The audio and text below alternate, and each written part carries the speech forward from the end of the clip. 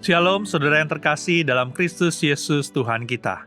Salam jumpa dalam program Tuhan adalah Gembalaku. Saudara, di dalam kehidupan sehari-hari seringkali mungkin seseorang mempertanyakan tentang otoritasnya. Misalnya ketika seseorang memberi arahan atau teguran. Orang lain bisa bertanya, siapa yang memberikanmu hak untuk mengatakan itu? Pertanyaan tentang otoritas bukan sesuatu yang baru.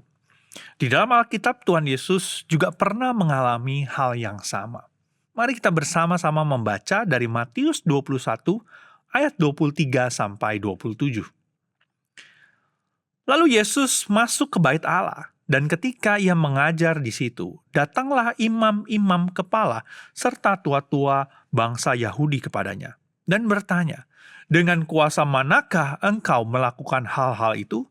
Dan siapakah yang memberi kuasa itu kepadamu? Jawab Yesus kepada mereka, aku juga akan mengajukan satu pertanyaan kepadamu, dan jikalau kamu memberi jawabnya kepadaku, aku akan mengatakan juga kepadamu dengan kuasa manakah aku melakukan hal-hal itu. Dari manakah baptisan Yohanes? Dari sorga atau dari manusia? Mereka memperbincangkannya di antara mereka dan berkata, jikalau kita katakan dari sorga, ia akan berkata kepada kita, kalau begitu, mengapakah kamu tidak percaya kepadanya? Tetapi jikalau kita katakan dari manusia, kita takut kepada orang banyak, sebab semua orang menganggap Yohanes ini nabi. Lalu mereka menjawab Yesus, kami tidak tahu.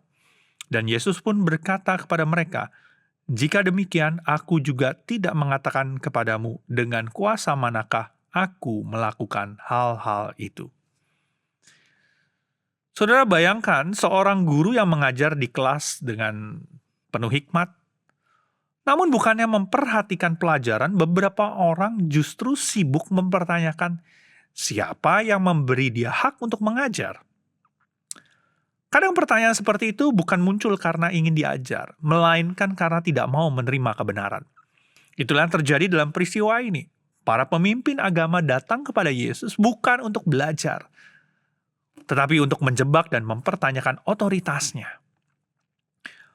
Di sini dikatakan Yesus sedang mengajar di bait Allah. Bait Allah adalah pusat kehidupan rohani dari bangsa Israel. Namun para imam kepala dan tua-tua bangsa Yahudi datang dan bertanya, dengan kuasa manakah engkau melakukan hal-hal itu? Mereka mempertanyakan otoritas dari Yesus karena sebelumnya Yesus telah menyucikan bait Allah, mengajar dengan penuh kuasa, melakukan banyak mukjizat. Para pemimpin agama merasa posisi mereka terganggu. Tetapi Tuhan Yesus tidak langsung memberikan jawaban untuk pertanyaan mereka.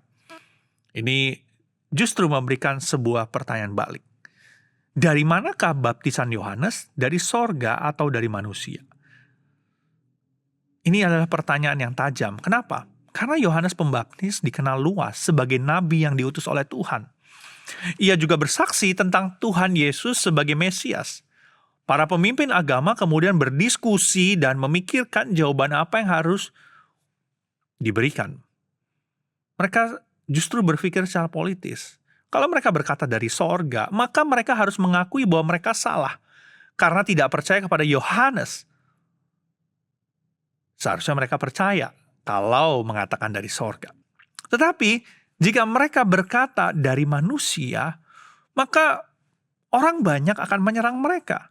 Mereka takut kepada orang banyak yang percaya bahwa Yohanes adalah nabi. Karena itu mereka menjawab apa? Kami tidak tahu. Jawaban ini bukan karena mereka benar-benar tidak tahu, tapi karena mereka tidak mau jujur terhadap kebenaran. Dan Yesus berkata, jika demikian aku juga tidak mengatakan kepadamu dengan kuasa manakah aku melakukan hal-hal itu. Yesus menunjukkan bahwa hati mereka tidak terbuka terhadap kebenaran.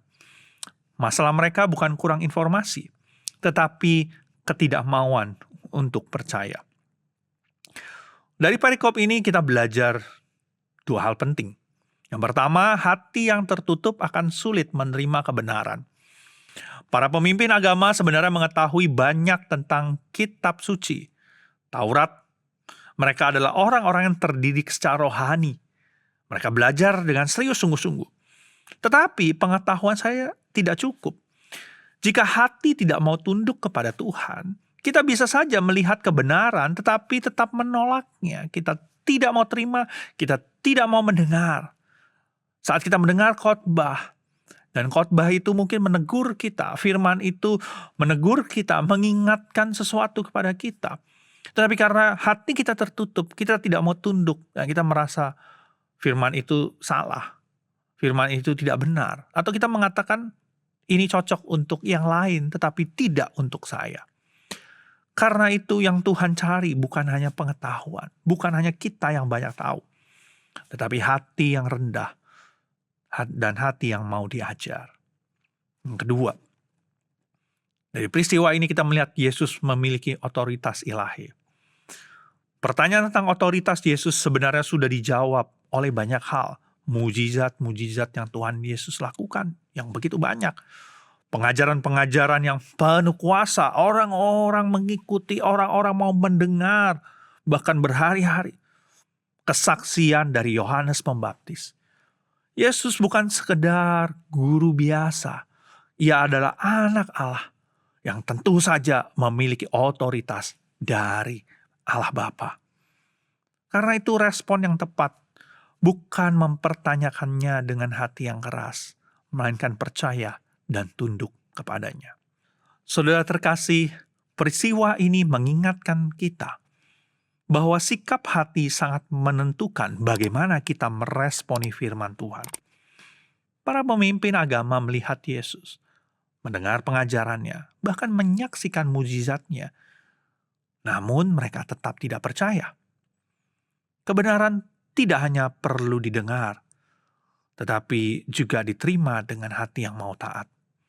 Dan kiranya ketika kita mendengar firman Tuhan, hati kita tidak keras seperti para pemimpin agama itu, melainkan dengan lembut menerimanya dan siap mengikuti setiap kehendak Tuhan. Mari kita bersatu dalam doa. Ya Tuhan, ajar kami untuk mau taat kepada firman-Mu, percaya kepada firman-Mu.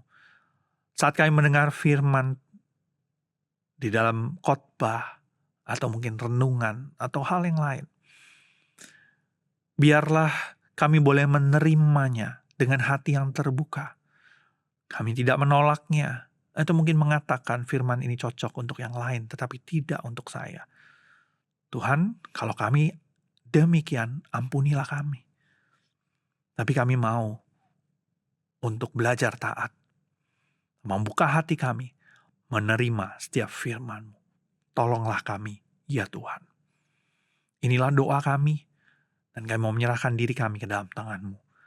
Di dalam nama Tuhan kami, Tuhan Yesus, Allah kami yang hidup, kami berdoa dan mengucap syukur. Amin. Tuhan Yesus memberkati.